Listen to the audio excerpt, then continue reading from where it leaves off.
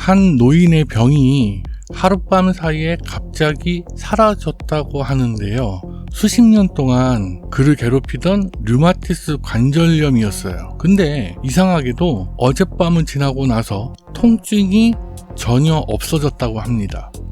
의사도 진단서를 보면서 이건 설명이 어렵다고 했다고 하고요. 그 노인의 이름이 우도 바르테나입니다. 그리고 그 사람이 남긴 말이 있어요. 저는 그들과 함께 원반 안에 들어갔다 온 게 전부입니다. 여기서부터 조금 이상한 이야기예요. 이건 1968년 5월 미국 미주리주에서 있었던 일인데요. 바르테나는 70대 노인이었고 관절 상태가 굉장히 안 좋았다고 그래요. 상당히 안 좋았어요. 류마티스 관절염인 것 같아요. 손목, 손가락, 무릎, 관절이랑 관절은 다 아프다고 했으니까 그렇게 몸이 아픈데도 하루도 빠지지 않고 광물 탐사를 이렇게 한다는 게 그게 쉬운 게 아니거든요. 어쨌든 그런데도 매일 산에 올라가서 광물 탐사를 했던 사람이었다고 해요. 사실 류마티스 관절염이면 일상생활도 쉽지 않은 상태인데요. 그럼에도 혼자 산을 다녔다는 점은 좀 특이한 부분인 것 같아요. 어쨌든 그날도 혼자 강가를 따라 이동하던 중이었고 한참 이동하는 중에 숲 한가운데서 이상한 빛을 보게 됩니다. 처음에는 경비행기가 추락한 건가 그렇게 생각을 했대요. 그래서 가까이 다가갔는데 다가갈수록 자기 심장이 굉장히 빠르게 뛰었다고 해요. 그 앞까지 가서 보니까 접시 모양의 비행체가 거기에 있었던 거예요. 지름은 약 30m 정도 되는 접시 모양의 비행체였습니다.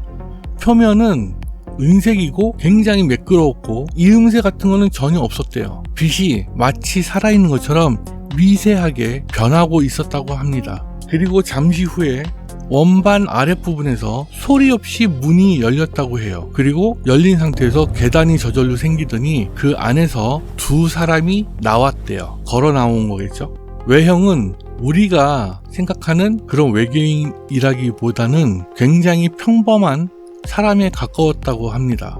은색 작업복 같은 옷을 입고 있었고 인상도 굉장히 차분하고 정돈된 느낌이었다고 하는데요.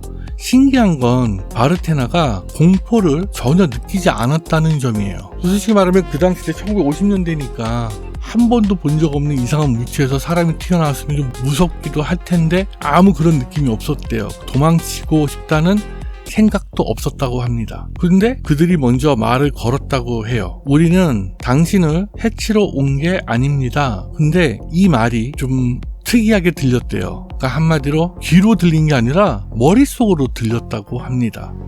그리고 바르테나가 물어봤대요. 이건 무엇으로 움직입니까? 그 답은 이랬다고 합니다. 당신들이 아직 모르는 에너지를 사용합니다. 공간 어디에나 존재하고 빛과 중력을 이용합니다. 이 부분은요, 제가 좀 개인적으로 생각이 좀 많아지는 부분인데요. 이 내용이 나중에 제로 포인트 에너지 개념과 비슷하다고 알려져 있는 건 이따가 이제 말을 할 거지만, 근데 1968년 당시를 생각하면 일반인이 이런 개념을 갑자기 알게 됐다는 건 무슨 사건이 정말 있었다는 얘기예요. 어쨌든 그리고 베르테나는 그 비행체 안으로 들어가게 돼요. 그러니까 안쪽 구조는 우리가 흔히 생각하는 우주선과는 전혀 틀렸다고 합니다. 버튼이나 장치가 있는 게 아니라 그냥 은은한 빛이 흐르는 공간이었다고 해요. 공기도 굉장히 다르게 느껴졌다고 하고 훨씬 맑고 편안한 느낌이었다고 합니다. 그들은 약 2시간 정도를 대화를 나누었고 특히 지구와 인간에 대한 이야기를 나눴다고 해요. 특별한 요구는 없었다고 합니다. 그리고 시간이 되었을 때 바르테나를 다시 밖으로 데려다주고 조용히 떠났다고 하는데요. 이 과정에서도 소리는 전혀 없었다고 하네요.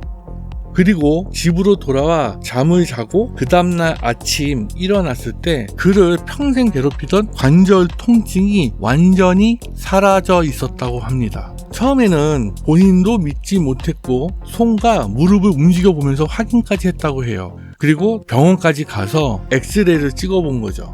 관절염 흔적이 전혀 없었다고 합니다. 의사는 결국 의학적으로 설명할 수 없다 이렇게 말했다고 하고요.